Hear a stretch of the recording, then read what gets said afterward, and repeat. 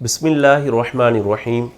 ناظرین، اس وقت corona virus دنیا بھر کے اندر ایک وبا، ایک پریشانی اور ایک غم کی صورت اختیار کیے ہوئے ہے۔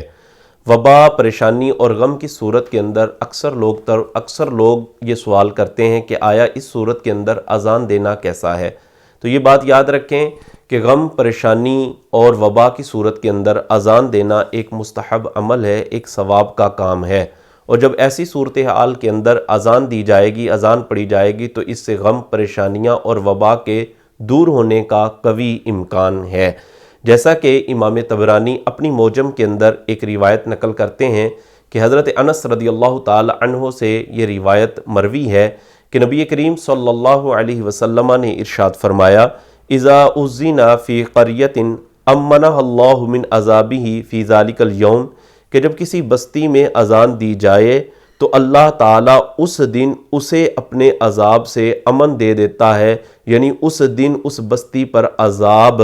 نہیں آتا۔ اسی طرح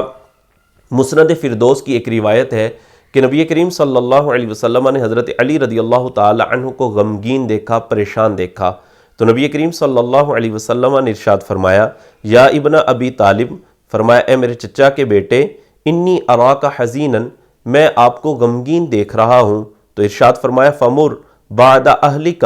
اپنے گھر والوں میں سے کسی کو حکم دو کہ یؤذن فی اذنک، کہ وہ تیرے کان میں اذان پڑھیں، فإنہ درء الہم، کہ بے شک یہ اذان پڑھنا غم اور پریشانی کو دفع کرتا ہے، دور کرتا ہے۔ تو ناظرین، پتہ یہ چلا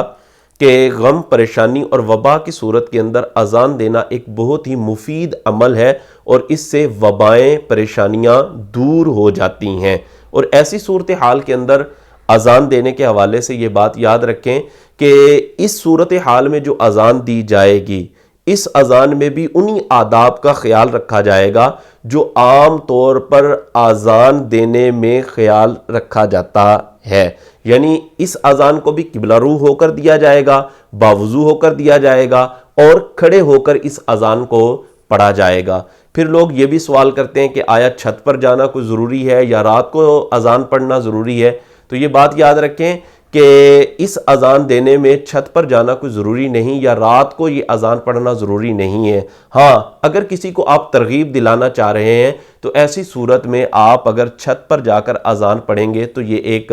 اچھا عمل ہے۔ اور کچھ لوگ ایسے بھی ہیں کہ جو اس طرح اذان پڑھنے سے منع کرتے ہیں، روکتے ہیں، تو اس حوالے سے یاد رکھیں کہ شیطان کو سب سے زیادہ تکلیف اذان سے ہی ہوتی ہے، تو لہذا جو اس کے پیروکار ہوں گے انہیں کو جو ہے وہ اذان سے تکلیف ہوگی، وگرنہ مسلمان اذان سے خوش ہوتے ہیں، ناراض نہیں ہوتے۔ صرف شیطان اور شیطان کے پیروکار جو ہوتے ہیں ان کو سب سے زیادہ اذان سے تکلیف ہوتی ہے۔ اللہ رب العزت صراط مستقیم پر چلنے کی توفیق عطا فرمائے، اور اللہ رب العزت عمل کی توفیق عطا فرمائے۔